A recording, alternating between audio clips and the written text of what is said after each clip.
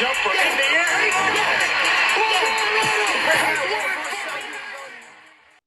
All right. Hello and welcome to episode 44 of the Rhody Rumble podcast. My name is Adam Bernstein. Today we are joined by Coach Tom Garrick. Coach Garrick is a former URI basketball player. He was a member of the 1987-88 Rams team that made a run to the Sweet 16, played in the NBA, and then went on to play professionally overseas before getting into coaching at the collegiate level. He's currently the associate head coach of the women's basketball team at Vanderbilt. I appreciate you taking the time. Again, I know it's one of the busiest times of year as it is March, and you guys do have the WNIT now, so promise I won't take too much of your time, but how are you doing today, Coach?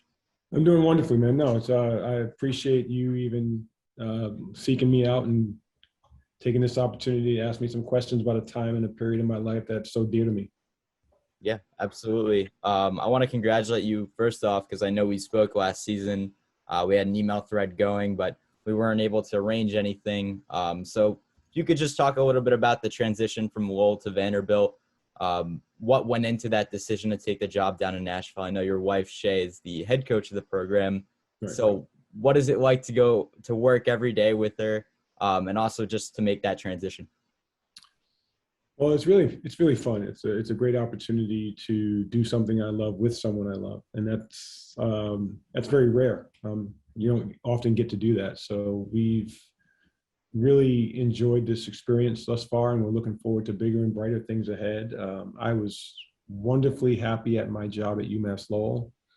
I had a great athletic director there, Peter Casey, who was all about the progression of the student athlete. And it was a place that gave me another opportunity to be a head coach, so I am forever grateful.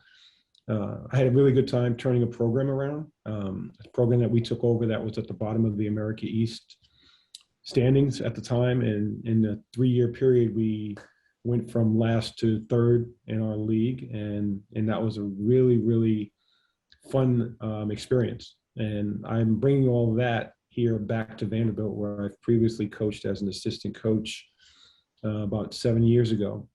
So, when Shay got the offer, I knew what type of place this was. I knew what a gold mine it is in athletics and in the university stature across the world. So it was a kind of a no-brainer to do it.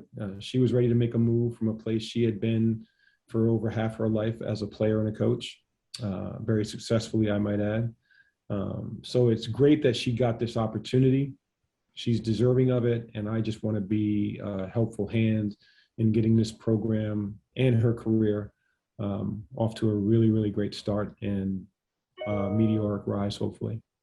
Yeah, that's incredible. And the SEC conference is so well, the opponents that you guys face. And again, congratulations on such an amazing season that you guys are still playing in and hopefully will continue to play in through the month of March. But as I mentioned before we started recording, my dad is an alumni of URI. So as we jump into a lot of your URI career, he's a class of 1987. So a lot of the questions that I have, he wanted me to ask you. I had Kenny Green on as well. Okay, great. And he answered a lot of the similar questions about the Sweet 16 run. My dad was actually at the game against Duke in New Jersey. Oh, wow. Unfortunately, the loss against Duke, but still an incredible season that will not, we still remember and does not go unnoticed. So, yeah. But the first question we always like to start with on the podcast is what motivates you, or what is your why? Really good question. I like that. What's always motivated me, oddly enough, well, I guess it's two-part. The first part is my family. I come from a family that I'm so proud of just being a part of. Being a Garrick to me was a major deal growing up. We were one of the only families of color in West Warwick, Rhode Island, where I grew up. And that's a source of pride for me. Just being in a situation culturally where I was clearly different than a lot of people that I grew up with, but I was never treated differently, and I never acted like I was different based on the fact that my mom and dad raised our family that way. We were no better, but we were no worse than anyone else ever. And that's the way we were taught. So I had a really idyllic upbringing in West Warwick, Rhode Island. So that's one of the things that has driven me my whole life, is the idea that you can be special, but you don't have to be different, in a good way, So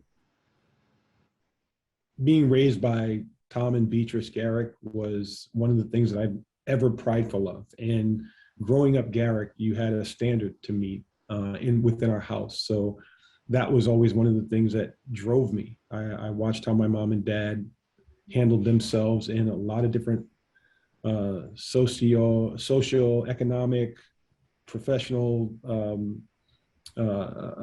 ways of life. And it led me and my siblings to be the people that we are. And hopefully, first of all, we were good people and we were hard workers, and we handled ourselves in a certain way. The second thing I think that is my why is probably fear. Like, I was always fearful of not being the best that I could be. Now, wherever that landed me was okay, but I wanted to always maximize my potential. And my father used to have a saying that nothing beats a failure but a try. So as long as you gave effort, you were okay. As long as you tried your hardest, you were okay. In school, in athletics, at being a good person, at being a good friend, at being a good brother, at being a good son, whatever it was, you give your all to that thing, and then you let the cards fall where they may. So I was always fearful of not doing that, not raising my level to the expectations of my parents and my family, and embarrassing them if I didn't. So that kind of fear, like I didn't want to embarrass my mom and dad ever, whether it was at a party, whether it was in school, whether it was on a football field. I always gave my best so that at the end of the day, they could say, man, that Garrett kid works hard and he tries and he does it the right way. Yeah, that's an incredible answer. We've asked that question to all of the guests that we've had on, and that's probably one of the better answers that we've gotten. I actually read an article about your father. You talk a lot about him from the Washington Post. He was at pretty much every one of your games, especially at URI, sitting in the first row.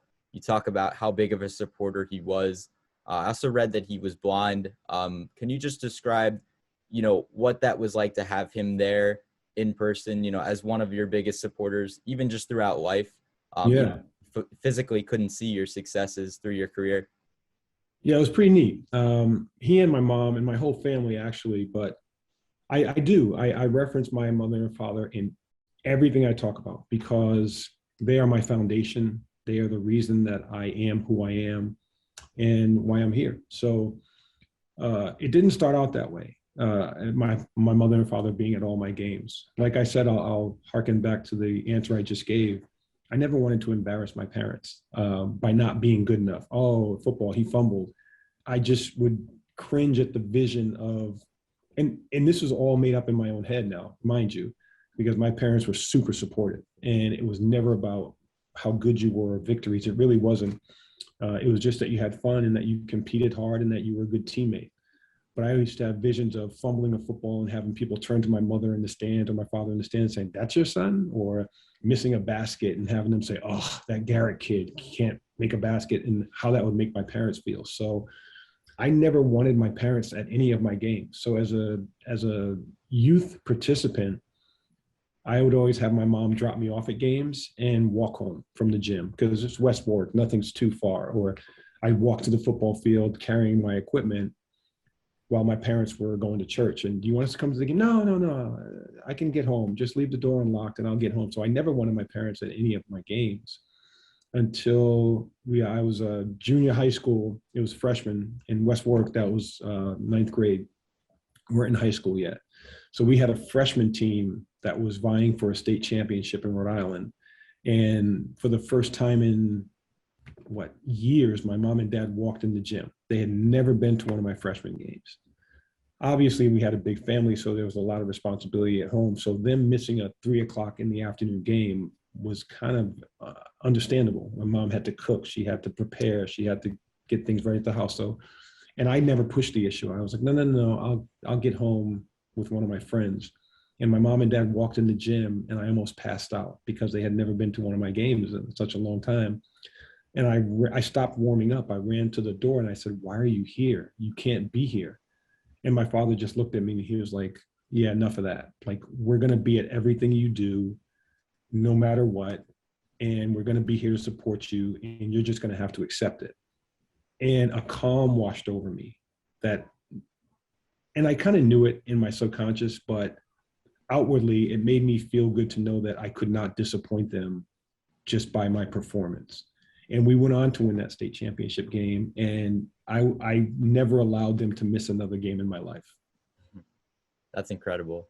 You know, I feel like at such a young age, no matter what sport you play, you're always so embarrassed to have your family there or to be there. And then you don't really appreciate it until you're older. And now I'm a junior in college, but even having my family still support me if I send them one of these podcast videos or an article that I've written about the team or something like that. Doesn't really matter what way they support you or are there for you, but just the fact that they're always there for you throughout life is incredible. And you talk about that a lot. And I think that's something that really a lot of young kids, especially young athletes, don't really appreciate until they get to that older high school or collegiate level. So I'm glad that you talked about that. But staying on the high school route, you alluded to that you're originally from West Warwick. I was wondering what the recruitment process was like. So transitioning to URI, what inspired you to stay in state for college and come to URI? It's funny that you would phrase it like what inspired me. I didn't have any other choice. I didn't have many scholarship offers coming out of high school, coming out of West Warwick High School. Being a 6'2" small forward hybrid guard wasn't very valuable to a lot of colleges at that point, right? And West Warwick's the smallest state in the union, and we got kind of overlooked and overshadowed by Connecticut, New York, New Jersey, Philly. There was always players coming out of those states, and they didn't really have to come to Rhode Island to get any players. I got lucky. I was going to Bryant College. It was Bryant College back then. It was a Division II school. It's now Bryant University. And kudos to them because they're having a great season. Wish them well in the NCAA. But back then it was Division II school, and that was my only real scholarship offer.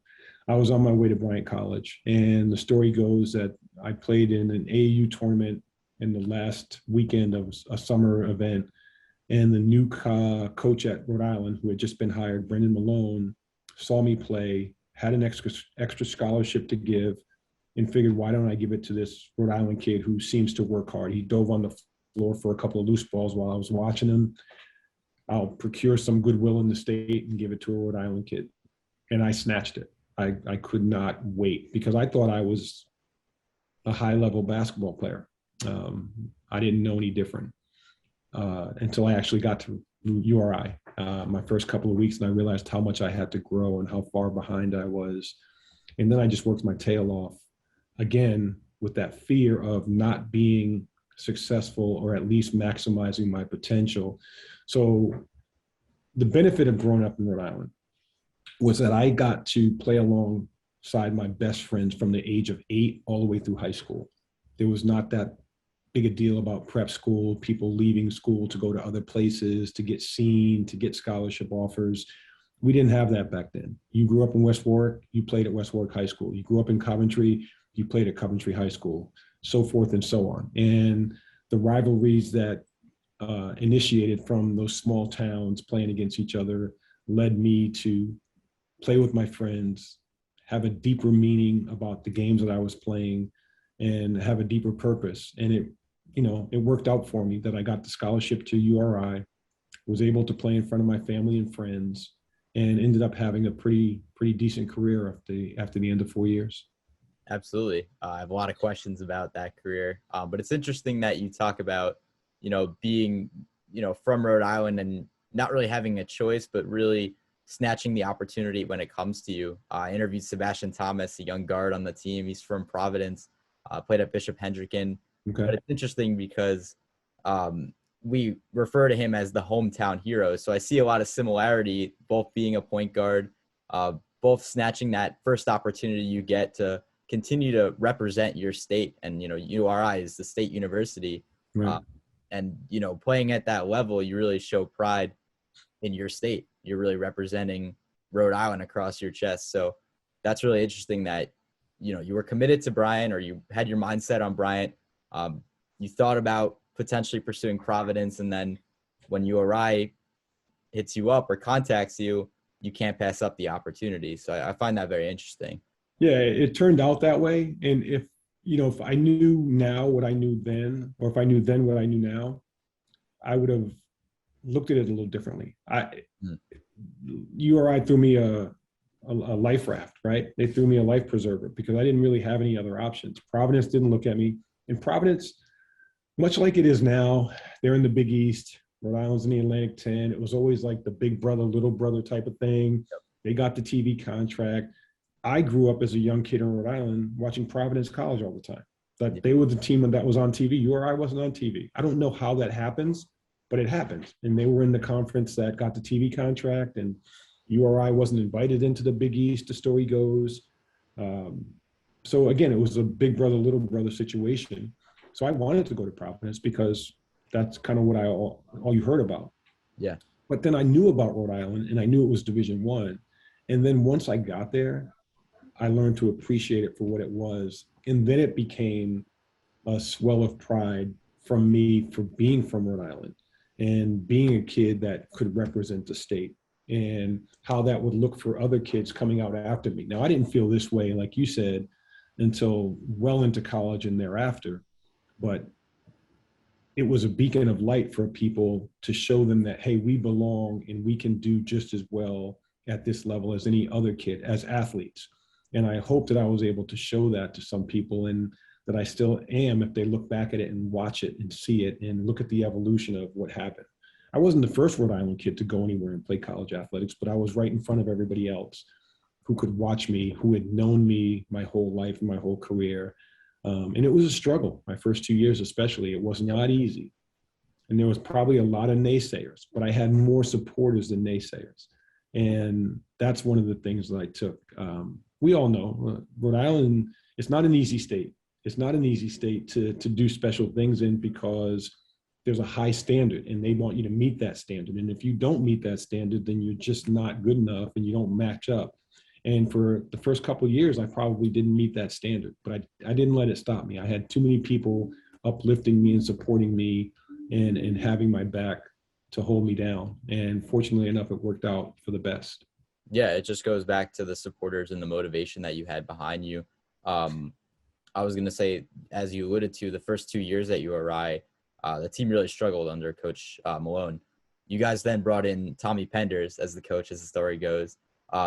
I was wondering, what that turnaround was like for the team, because really your last 2 years at URI, I feel like put this program on the map. Like you just talked about, there really wasn't a lot of national recognition for this program until I think that was the first NCAA tournament appearance at all within the program, if I say well, it kind of happened in 10-year increments, right? So we were in 88. 10 years before that, they had a really good team, Sly Williams and a few guys in 78. And then 10 years after us in 98, I think they made the Elite Eight run. So it kind of happened in those 10-year increments. But I think the 88 team, with the advent of social media and media coverage, I think it captured a little bit more of the state, because I think the year before, or 2 years before, PC had gone to the Final Four, Rick Pitino or something like that. They made a deep NCAA run. So March Madness had become this big, huge entity. So we kind of went on the groundswell of that. And then in that 88 team, we made that run. We beat a few formidable teams too. I think that helps too. We beat Missouri. They had Derek Chivas, a New York kid who had gone to Missouri and had done great things. And then we beat a Syracuse team that had 4 maybe first round draft picks on that team. And then we lost to Duke, that was really good with Coach K by 1 point. So I think it captured a little bit of the nation, but definitely the state's attention. Yeah. You talked a little bit about it, but my next question is about that year specifically. Just a phenomenal finish, 28-7, making the NCAA tournament run.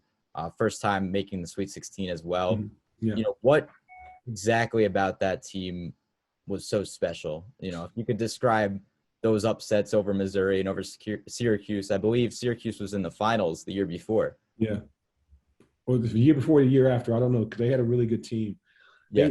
What made our team unique was that we didn't see those as upsets. We knew how good we were because, as you alluded to, we had apprenticed under Coach Malone for 2 years, and it was a rough 2 years.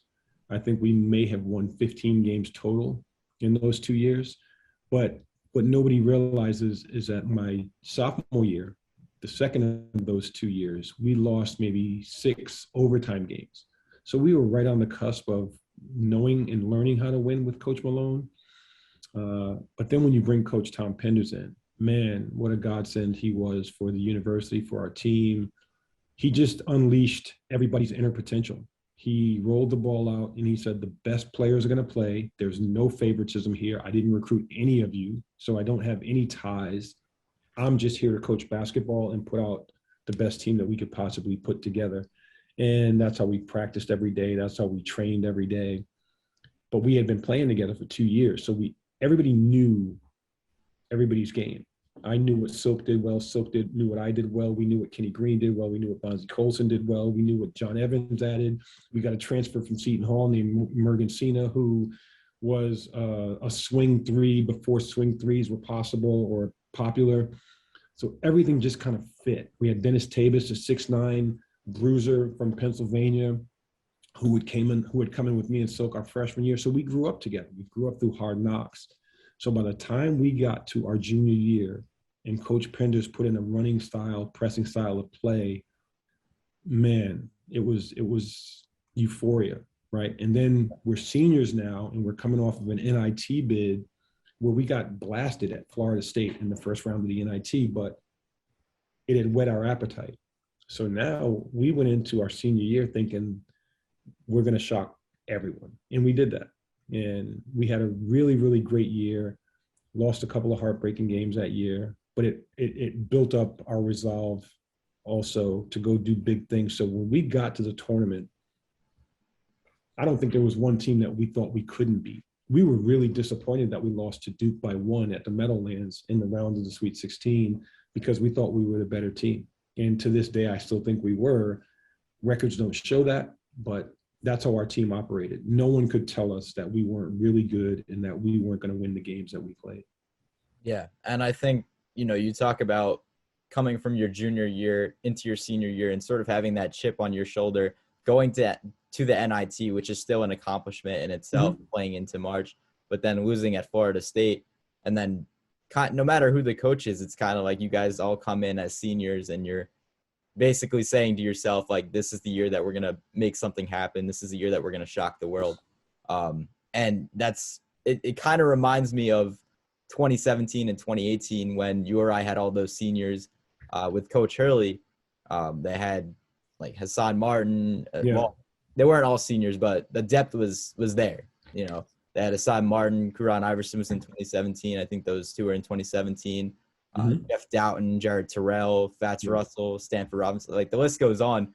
But really, everyone just clicked. Like everyone knew that they wanted to be there, they wanted to win. And I feel like in recent years, the program hasn't really seen that as much. And I know things have changed because of COVID, and you can essentially build a team overnight with the transfer portal now. But really, it's crazy to see how you and your teammates clicked, at least through the stories and the videos and the articles that I've read and heard, just how you guys clicked and how much you wanted to be there more than ever. It's a different era now, right?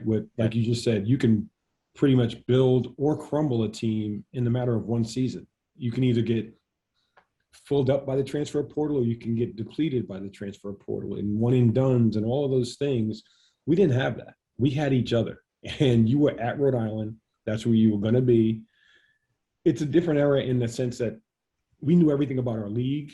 We'd get the books that came out at the beginning of the year, the Athlon or the Avalon books, and we knew we would read up about our league. We didn't need scouting reports. We knew everything about everybody in our league, and we didn't care if you knew about us because we were so rock solid. We did everything together, that team. We had grown up together for 3 and 4 years, and you're in Kingston, Rhode Island, and we were each other's shoulders. We were each other's rock. We were each other's support system, and we fought and fought together like brothers. And it was us against the world. And we adopted this persona. We would call ourselves the Running Rams or Rhode Island Raiders. I think that we liked being on the road more than we liked being home because we liked the idea of us against the world. We liked going into other people's arenas and having everyone against us. And Coach Penders fostered that. Like, he grew that idea in us, and it's us against the world, and nobody cared about us. Nobody respected us. Nobody thought we were worthy. And we took on that persona and we ran with it. Like, he's a master at building confidence, but also building this kind of facade around your team that, you almost couldn't see the forest for the trees. Like, we were laser focused on just annihilating people. And I've told this story a couple of times, and it's not something that I would promote or am proud of, but we were ready to fight at a drop of a dime on the floor. Like, if we were not going to lose no matter what. If you hit somebody on our team, if you elbowed somebody on our team, if you tripped somebody on our team, everyone on our team would just look at each other and we would brace for what was next. And we'd be at the opponents pushing and shoving. And it was just a great time because we knew that we were all in for each other. We weren't thugs. We weren't rogues. We did not want to lose. And we believed in each other enough that we were going to take up for each other at every turn. So again, we liked being villains at that point. We were like, yeah, nobody believes in us. Nobody cares about us. And Coach Penders and our coaching staff kind of fostered that idea that it's only you guys. It's all you have. And what are you going to do with it? And we took it and ran with it and made a pretty successful season out of it. Yeah. And I think that motivation is really driven behind that underdog mentality. You talk about Providence being, the Rhode Island basketball program. Yeah. You talk about Duke and UNC and Syracuse and all these other programs. And who's really thinking about the University of Rhode Island when they think of college basketball, right? So it's such a small state and it's such a small program within the state. Right. So really just having that underdog mentality and having trust in one another. And I still find to this day that some of the teams that we watch into March, you really can tell who is the closest with one another. You can really tell which teams click the best and who has trust in one another. I was going to ask if you still keep in touch with your teammates to this day and even Coach Penders. Yeah, as much as possible. Silk and I keep contact pretty consistently. Bonzi Colson and I keep contact relatively well. I know Bonzi lives in New Bedford now, so he's still close. I've lost contact with Kenny throughout the years. I still keep in touch with Jimmy Christian from that team. Morgan Cena and I reach out to each other and contact each other periodically.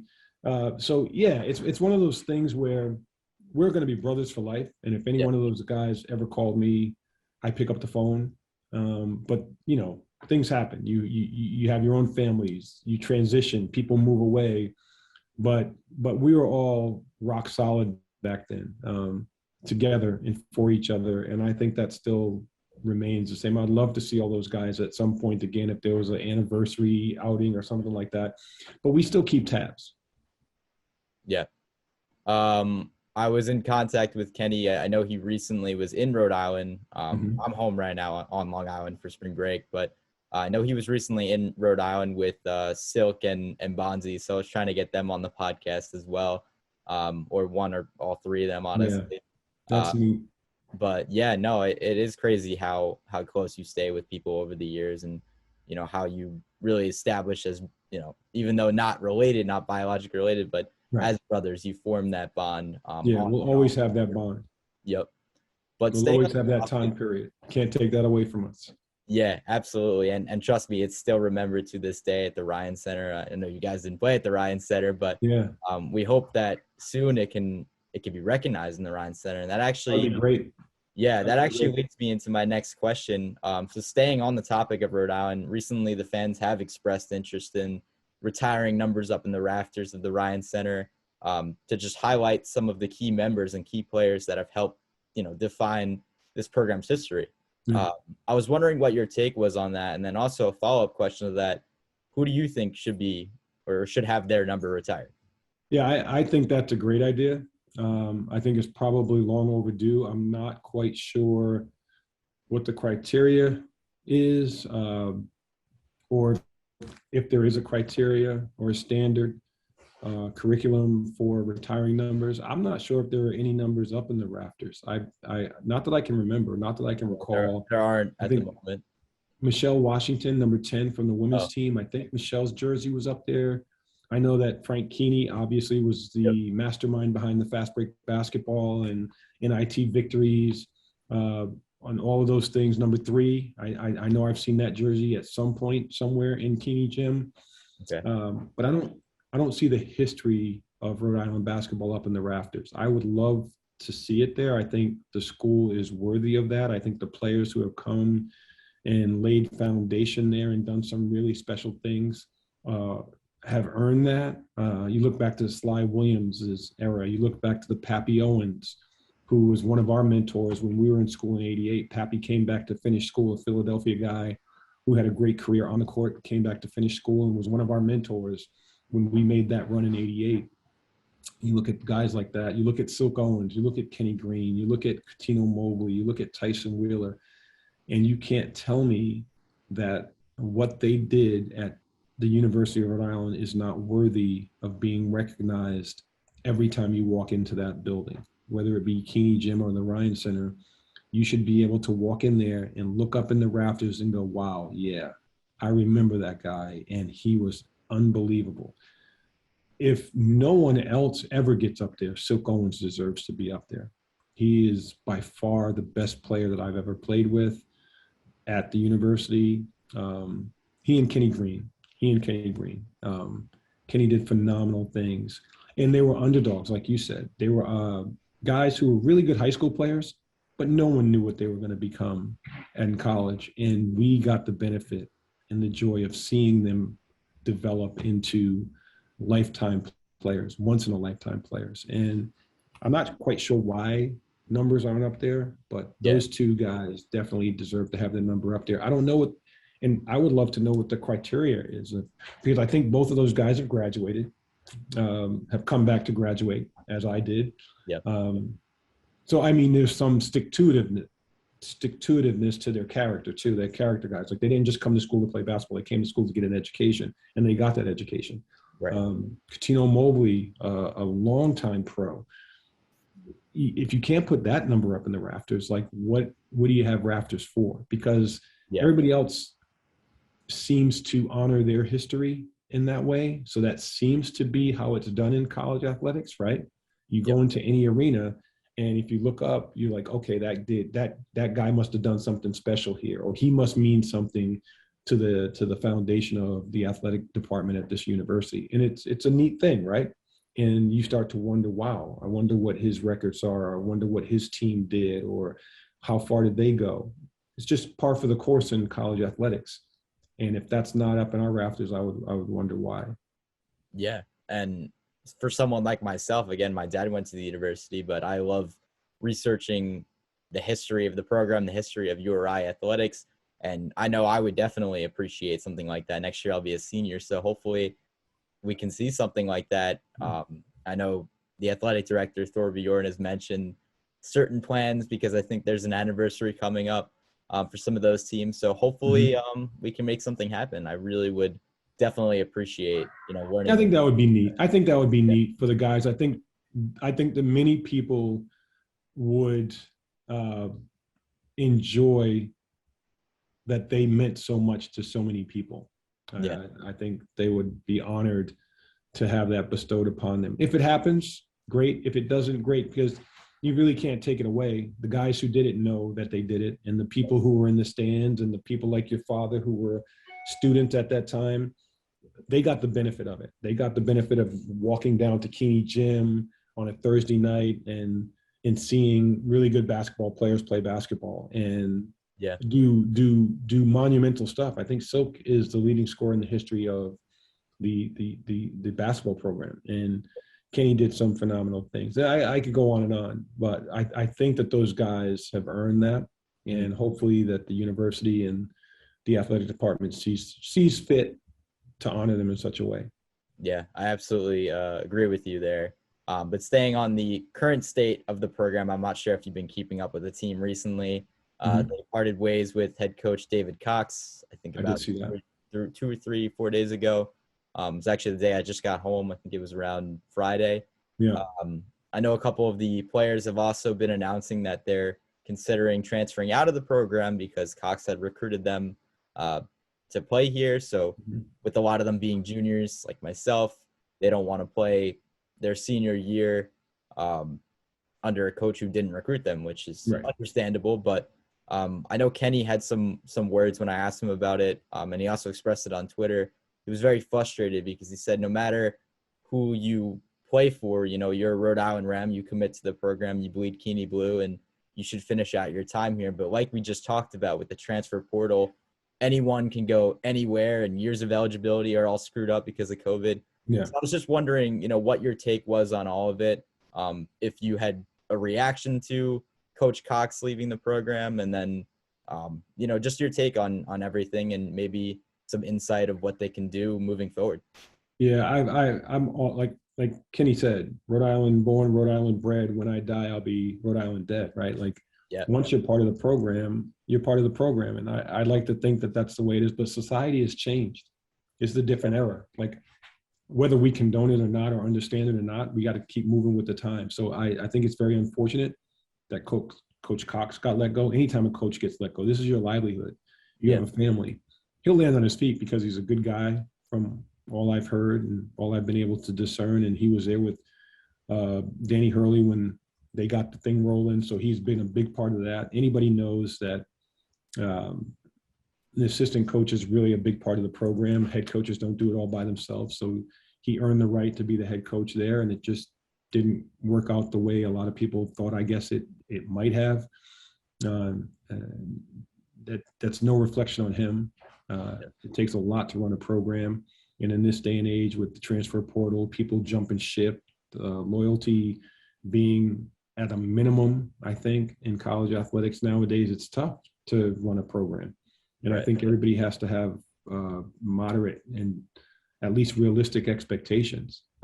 Unless you're going to do things to put a program at the forefront, then it's going to be hit or miss. And, recruiting is a really big deal, but there are so many aspects of recruiting that come into play that a lot of other people have a lot more to offer. So what we have to offer, I think, at Rhode Island is wholesomeness, character, loyalty, building something from the ground up and seeing it prosper. Our facilities now match everybody else's. The Ryan Center is a phenomenal place. I haven't been back in a while because my job keeps me away. I haven't been down to Kingston in far too long. I'm embarrassed to say the last time, I think it was maybe a year ago, I went home for something and I just drove through campus, and it's built up. There are a lot more dormitories and there's a lot more space and a lot more buildings going up. So there's an evolution going on there, as it should, as it needs to be. But we need to keep up athletically too. And I know Thor Bjorn does a really good job. I'm a big fan of Thor. I think he's done a good job with the university and his athletic department, and it needs to keep growing, and he needs to have the support that he needs to put together formidable teams and giving those coaches what they need to put out a good product. Yeah, I'm with Kenny. If you're a Rhode Island Ram, you should be a Rhode Island Ram. But again, I think with the advent of the transfer portal, mid-major schools like Rhode Island become farm systems for bigger Power 5 schools. That's the way it's going to happen. Because there's no more transfer restrictions, if you're a freshman at a Rhode Island and you're averaging 15 points a game, you best believe that Syracuse is calling you, or getting in touch with your AAU people, or calling your high school coach. And there's a lot of backdoor operations going on. And I'm not saying Syracuse is doing anything wrong. I didn't mean that. I just meant a bigger school from the ACC or the Big Ten or the Pac-12 or the Big 12. They're coming and look for those guys who are having good careers at a young stage. And there's no penalty. You don't have to sit out.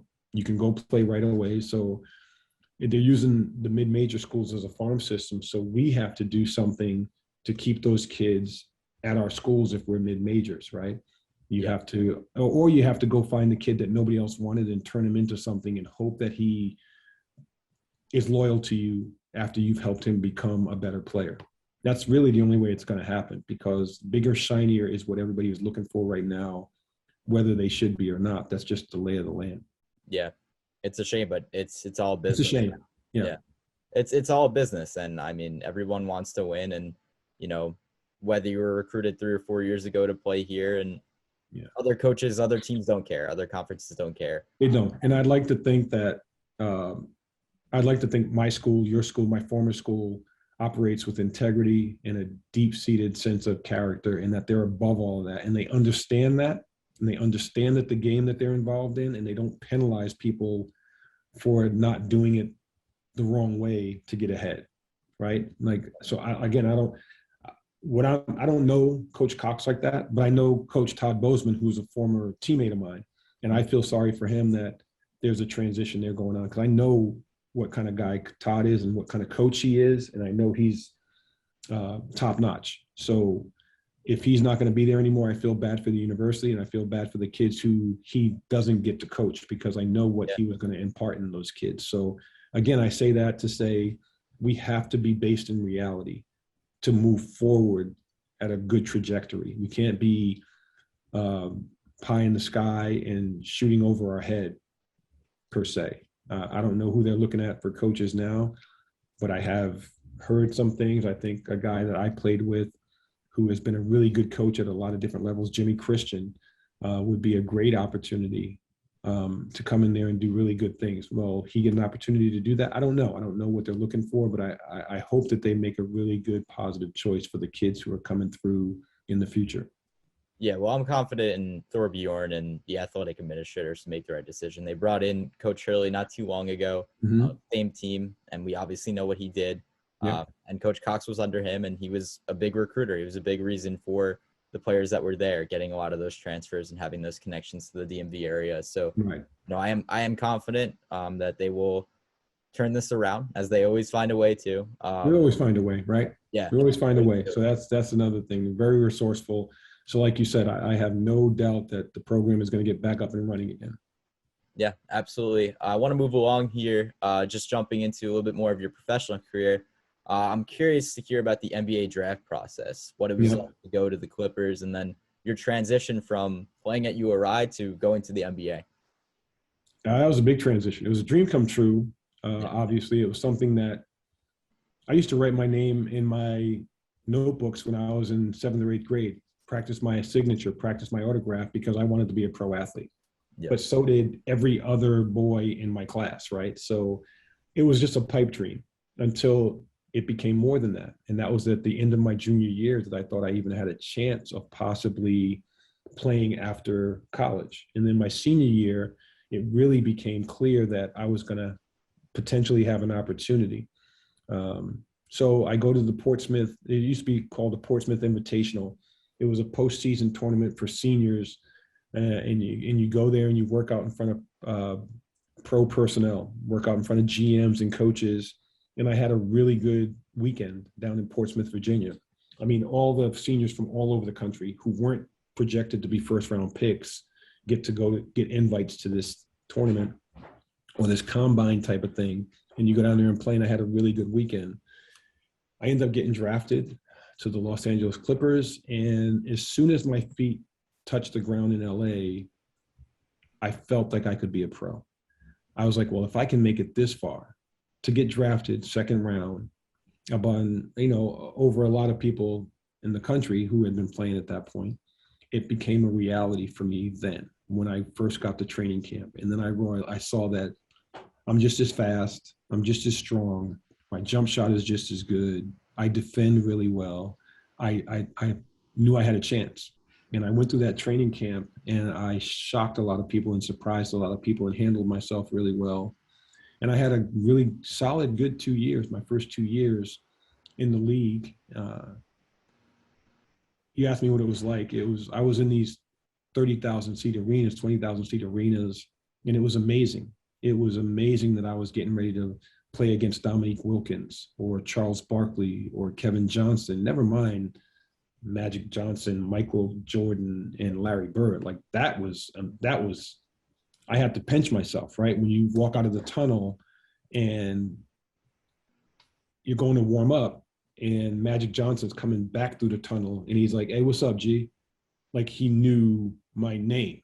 Like, again, it's a scouting report. Magic Johnson didn't know me, but he knew that I was Tom Garrick, number 22 for the Clippers, backup point guard, and whatever they had to know. Or Larry Bird is stretching on one half of the court and I'm within 10 feet of him stretching with my trainer. And I'm looking and I'm going, wow, that's Larry Bird, man. And I'm on the parquet at the Boston Garden. This is amazing. Yeah. And then in that same breath, you're going, wait a minute. If I idolize these guys, they're going to drop 50 on my head. So let me recalibrate and start to get in my competition mode. So I did that a couple of times where I was really flabbergasted by the fact that I was even there. But for the most part, man, I competed and I worked really hard my first 2 years and had really solid years. And then the business side of the NBA caught up with me. And I got a little bit disenchanted with it, right? And I stopped focusing on the things that had gotten me there, and I started trying to change myself. I'll tell you a story. I won't mention the coach. I was in the Clippers organization, and everybody knows recently, well, not recently, maybe 10 years ago, what happened with Donald Sterling, Yep. The former owner of the Los Angeles Clippers. So he was, everybody kind of knows what type of guy he was now in hindsight, right? I was told as a third-year player who had had a really solid first 2 years for being a second-round pick that I wasn't going to play as much anymore because the player who I was playing over made more money than me. It wasn't about productivity. It wasn't about chemistry. It wasn't about culture on the team. It was about who was making the most money. And if you look at Donald Sterling's track record, that makes sense now. But I was told, you're not going to finish games anymore because the owner wants the people he's given the most money to be out front. And that completely blew my mind. Like I didn't understand what was being said to me, and I didn't understand why it was being said, but it angered me. And it made me play and approach the game a little differently. And I got disenchanted with the business of basketball. It was the first time I was ever introduced to basketball being a business. So my third year was a little less productive, and I was a little more defiant, and I was a little less coachable. And I changed my game. I said, well, if you're going to play somebody who I'm better than, or I think that I'm being more productive than at least, let me try to give you a little bit more of what you wanted. So I stopped being aggressive offensively. I started to become more of a setup person. And it just wasn't my game. I just floundered at that point. So I bounced around for 2 more years in the league. And then I made the decision to go overseas because I thought I would be treated better overseas. And it was, in hindsight, I don't regret anything that I've ever done, but I should have stayed and fought for what I believed in as far as my capabilities for another couple of years in the NBA. I ended up playing a total of 9 years professionally, and overseas was wonderful. I got to see cultures and communities that I would never have been privy to see before. I got to see all of Europe. I played in the Euro League. I traveled over every inch of Europe playing basketball, and it was really, really cool. I should have stayed and tried to fight for my position in the NBA a couple more seasons, but I didn't. I got unhappy. I got pissed off, to tell you the truth, and I left. After I got released by, I think it was Minnesota or Dallas, I had enough. I was like, yeah, I'm out of here. People don't appreciate. I was being immature. And, you know, I learned from that. And I grew from that. But it went from being a dream to a nightmare in the course of 4 years. So I had a really good 4-year run. I would not have traded it for the world. God has been great for me, allowing me to experience that. And it's forged a path for my life to this point. And it's who I am, and it's why I am who I am and where I am. So I wouldn't take it back for anything. But there were ups and downs to it. And it was based all in reality. So I had a really great time with it. Loved my experience in the NBA. But it's a business at the end of the day, and I learned that towards the end of my 4 years. Yeah, no, I was going to ask my next question. You pretty much answered, which was if you could just talk a little bit about bouncing around with the Clippers, the Spurs, the Timberwolves, Mavericks, and then going off and playing overseas. And, I think it's very interesting that, you were on that cusp of what should I do and make this big decision if I should continue, you should continue your professional career that you had dreamed of since being a 7th and 8th grader. Somewhere else overseas in a different country, or continue to fight it out in the NBA. And, I think a lot of players, we don't hear about it as much, but they're currently going through that, and they're to make those big decisions if they should make that big move to go to another country. I've talked to a lot of former URI Rams most recently, and they did not go to the NBA, but they would go and play in certain countries that, I had never heard of, or I had certainly never been to. And they talk about how wonderful it is to see the world at such a young age and to have that opportunity. So I think it's very interesting that you were put to the test with such a big decision that really would pan out the rest of your career. Yeah, a lot of people are, and you don't see that part of it, right? You just see NBA on TNT, and you see Shaq, Charles, and Kenny talking about games, and it's all lights and happiness and joy. Yep. And there's guys on rosters who are fighting for their livelihood, and we don't see that part of it. Yeah. We don't appreciate that it's a job at the end of the day, like everybody else has a job. It's a glamorous job, but it's a job. And you're fighting for your livelihood if you're the 12th guy on the bench, or if you're the backup point guard or the backup power forward when you're playing behind an all-star and you don't think you're getting your shine. You're like, well, you should just be happy. Well, say that to an accountant who isn't happy with their progression in their job. Say that to the dental assistant who, is getting passed over because a younger dental assistant comes on. So it's, at the end of the day, it's a job, and we have to respect and appreciate what these young guys are going through. They're making a lot of money, but their window for making that money is very short and slim. Yep. You're a police officer. You could be a police officer for 4 years. You're not going to be a pro athlete for 4 years. And the wear and tear that you put on your body, it's a give and take. And it's a really good give and take if you can have the blessing to be given that opportunity. But it is like everything else. It's a grind mentally and physically. And I don't think enough people appreciate it for what it actually is. They just see the glitz and the glamour of it all. And there's a lot of that, trust me. And you don't take that for granted. And I'm grateful for having been there for that time period. But there's a lot more that goes into it. I add to that, like my last year with the Clippers, I was offered a 2-year contract before I left. Like I chose to leave the Clippers after 3 years. I was offered a 2-year contract. I didn't think I was appreciated. I thought I could go elsewhere. That's something I had better advice or more experience, I probably would not have done. So now I'm in this cycle. I'm a hamster on a wheel, trying to fight with everybody else for jobs in job security, and that led me to the 3 other teams that I played for in the NBA, and I could just never catch on. I just never had a foothold the way I did with the Clippers. So you live and you learn, but again, there's a lot of trials and tribulations. Everybody's going through something and everybody's dealing with something, and I think we all just need to appreciate that and respect that and take it for what it's worth. Yeah, I think you make a good point there. And also going back to the coaches being, fired or leaving a program or whatever you want to say. These people go home and they have families, and this is their life. This is their profession, their career. So I think a lot of people are only exposed to what you had just mentioned, the glamour and the lights and everything like that. But a lot of people also don't see what they go home to, what these athletes really experience off the court. Yeah. But yeah. And nobody's going to feel bad for a professional athlete because they're making millions of dollars. And rightfully so. Nobody wants you to feel bad for them. I just want you to understand that they're human beings too, and that they're going through stuff just like you are. Right. Moving on a little bit, couple more questions for you. The next couple questions are just about your coaching career. Mm-hmm. So following your playing career, you have to make another big decision. What made you realize you wanted to get into coaching?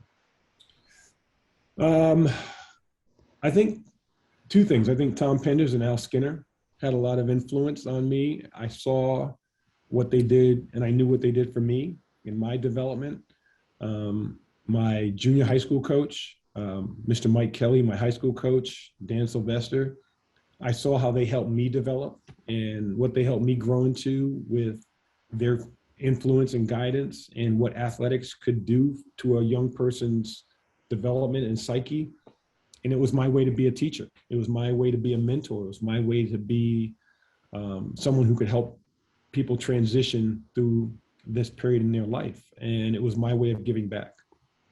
It really was. I didn't know that I wanted to be a coach. I knew that I had young children that I wanted to be around for, and that my son was getting ready to start kindergarten, and I was still overseas playing half the year. So I wasn't able to be in their lives on a consistent basis the way I wanted to be, the way my mom and dad had been there for me.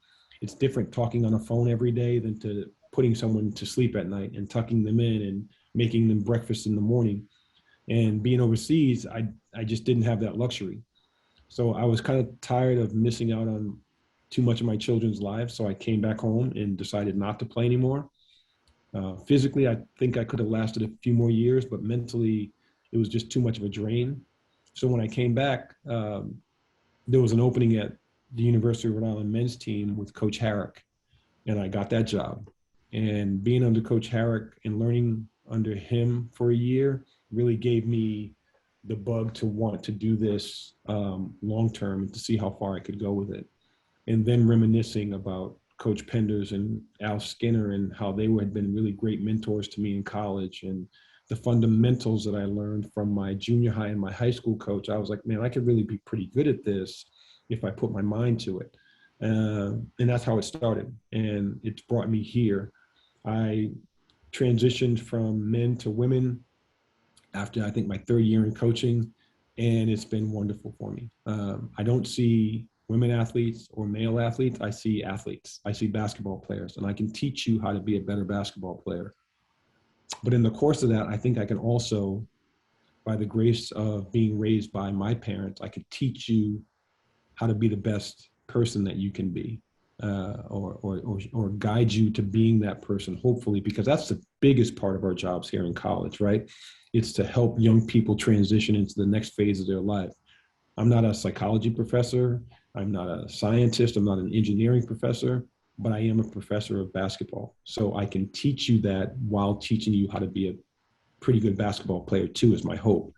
And that drives me. That really drives me. I have children, like I said, and I want to treat someone else's children the same way I would treat mine. I want people to be able to feel that they can entrust their young adult to me, and I can help them get to the next point of their life successfully and hopefully beyond that. So that's the driving force beyond being a coach to me.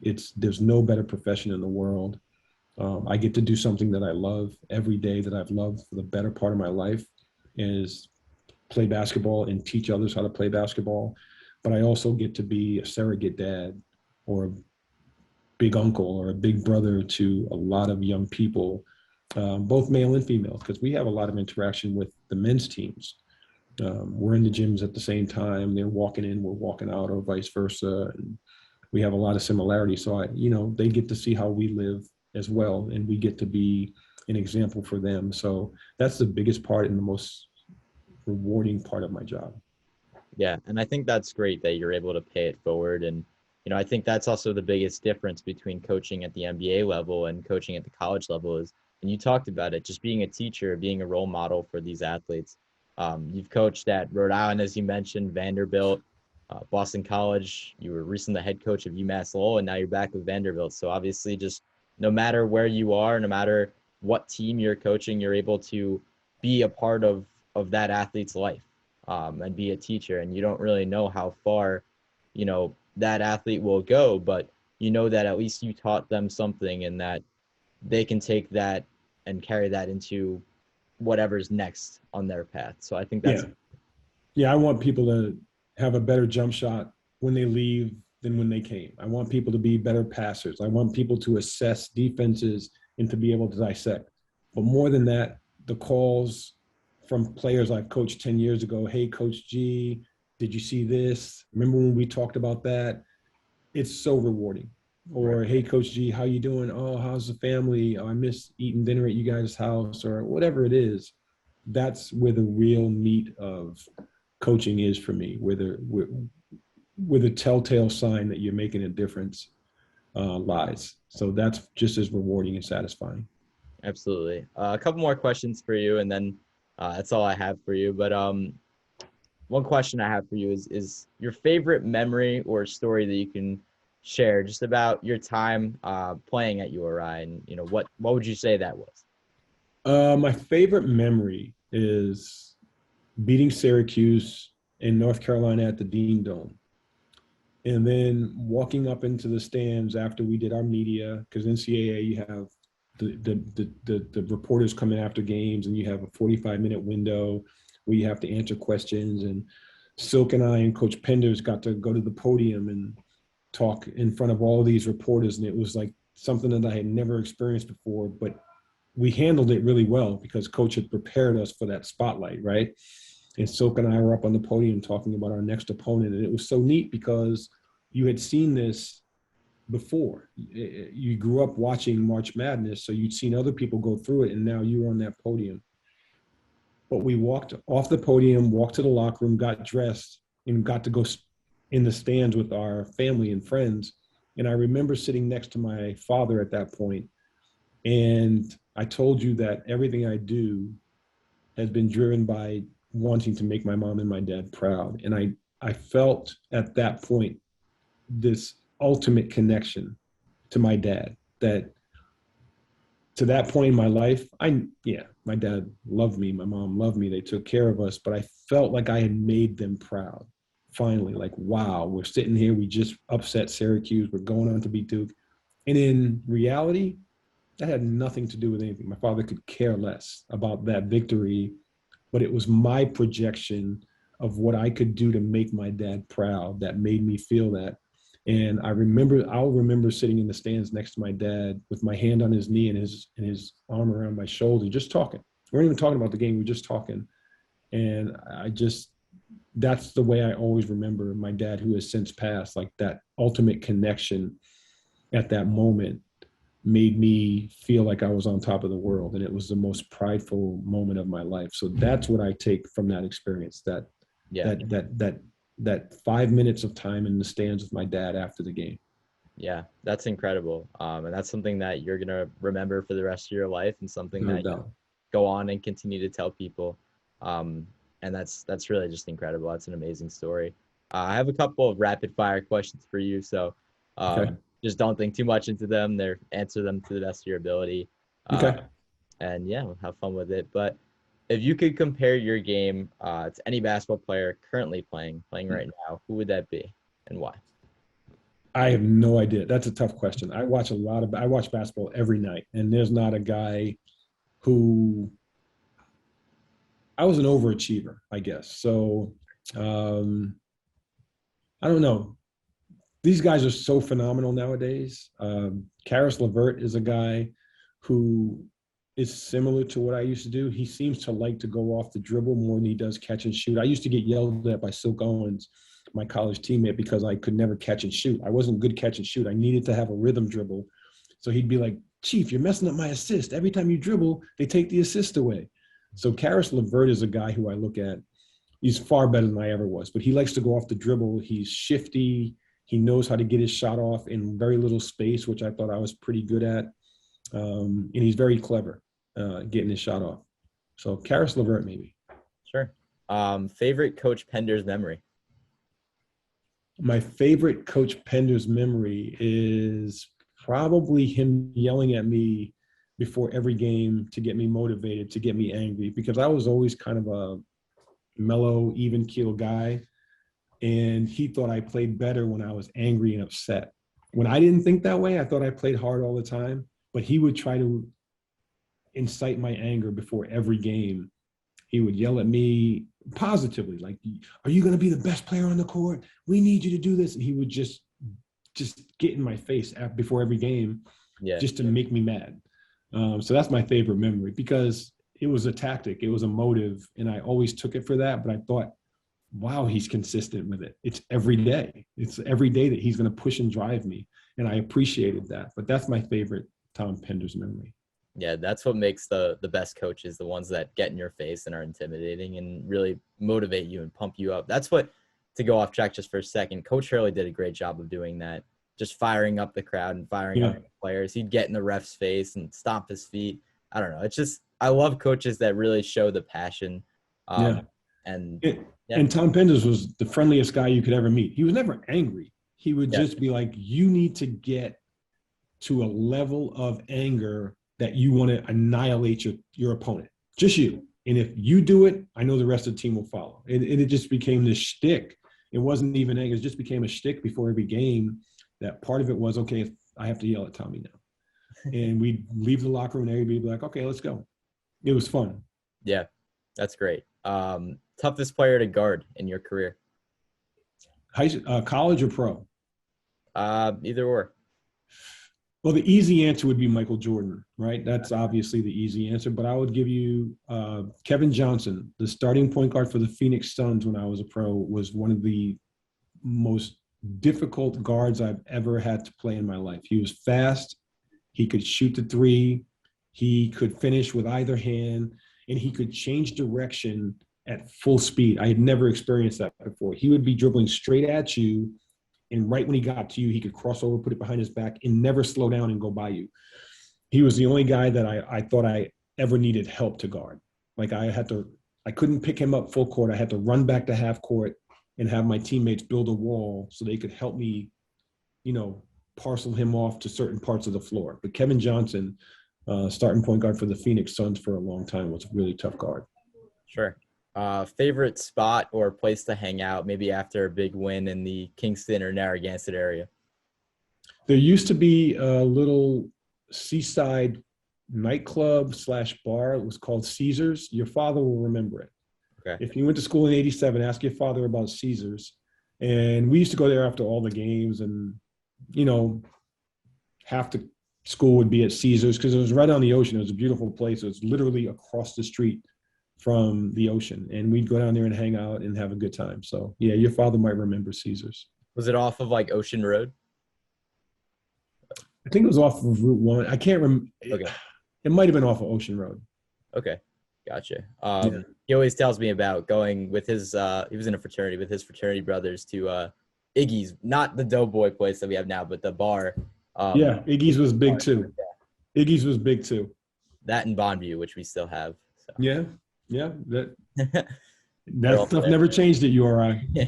We've lost a couple of the bars from what I've heard, but right now it's really just Bonneview and I think Poncho's is the other one. Ask him if he remembers Caesars. I'll ask him. Who was your go-to roommate on trips, like staying in a hotel in college? Bonzi Colson.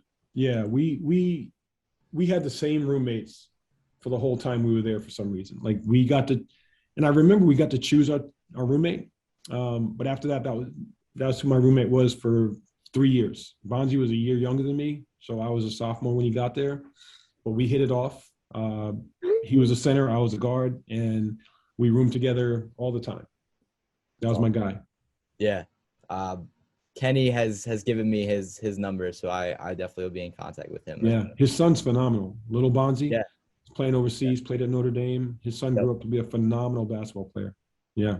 Heard that as well. Who was – 2 more rapid-fire questions and then 1 more question for you. But who was the character or the clown on the team who would always kind of be pulling off the pranks or joking around with some of the players in the locker room or on the bus? John Evans. John Evans definitely had a quick wit and a steady sense of humor. He was so sarcastic, and he was funny, and he poked fun at everybody, and he never missed a thing. Like if you were in the back of the bus and something happened, John could be sitting in the front of the bus and he'd hear it, he'd know it, and he'd jump right on it. So John Evans was our class clown. I got you. Then last rapid fire question for you, and then I have 1 more question to end it. But your favorite off the court memory at URI?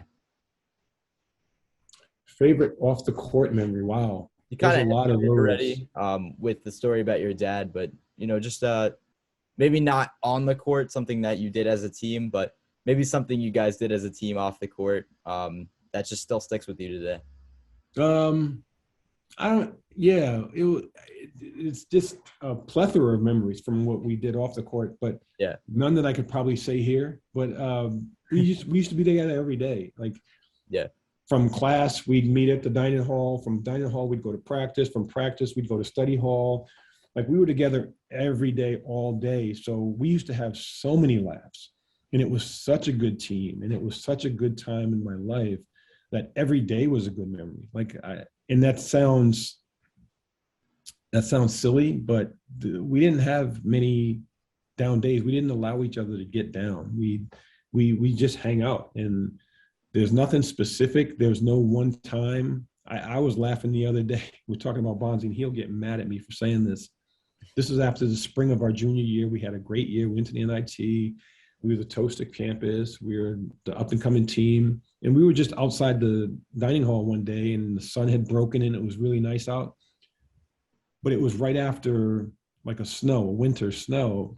And it was about the first day that it was 70, but there was still salt on the ground from where they had cleared the snow. And for some reason, we were trying to do Bruce Lee Kung Fu kicks to see who could kick the highest. I don't even know what the game was.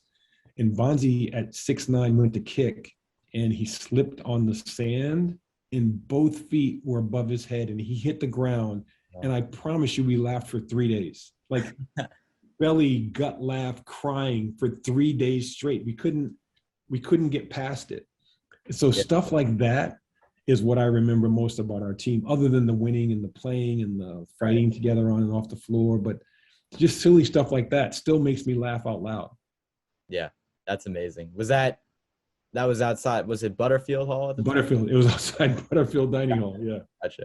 I wasn't sure because my dad has told me that the campus has changed so much since. It has, but do you guys still have Butterfield? We still have Butterfield. Yep. It was outside of Butterfield. That's funny. Yeah, that's incredible. It was right on the main street. Hundreds of people walking by. It was just the funniest thing you'd ever seen in your life. Sure. I know exactly where that is. Yep. Last question I have for you is just the best advice you can give to players that are aspiring to play at the collegiate or professional level, and I guess just take a similar path that you took. Work hard. Never leave anything on the court, any day of practice or a game, and be coachable. Your coaches are not your enemies. They're not trying to cut off their nose to spite your face. If you do what they need to be done for you, for them, and for the team, you'll play. Everybody gets treated fairly. Everybody doesn't get treated equally. Some people are going to shoot the ball more than you. Some people are going to get more minutes than you. There's a reason for it. Lean into your experience. Be the best person you can be. Work hard every day. Listen to what you're asked to do. It's simple. It's not a difficult prospect. And I think people would find a lot more success if they approached it that way. Absolutely. Coach, thank you again for taking the time. Best of luck with the rest of the season. I know you guys play this Thursday, March. Yeah, we're excited. Hey, and thank you for taking the time to do this podcast. It means a lot to me. It means a lot to my teammates and the history of the Rhode Island program for anybody to care enough to even want to talk to us old guys. So thank you. And tell your dad I said hi. I will. Again, looking forward to hopefully staying in touch. This Thursday, this will probably come out after, but against Murray State and the WNIT. So best of luck with that. Yeah. Hope to stay in touch. Please be safe to you and your family. Same to you. And of course, go Rhody. All right. Go Rhody. Thanks so much. Thank you. Take care. Woo! Tsunami. Spider. 6. Yeah. Yeah. Yeah. Yeah. Yeah. Yeah. Yeah. The price I want for sure, you gon' need 3 promoters. I got the body from Jim Ellis, but I had switched the motor. I got these badass bitch running around this bitch named all the coders. I just told her make a story. I just bought all the Trojans.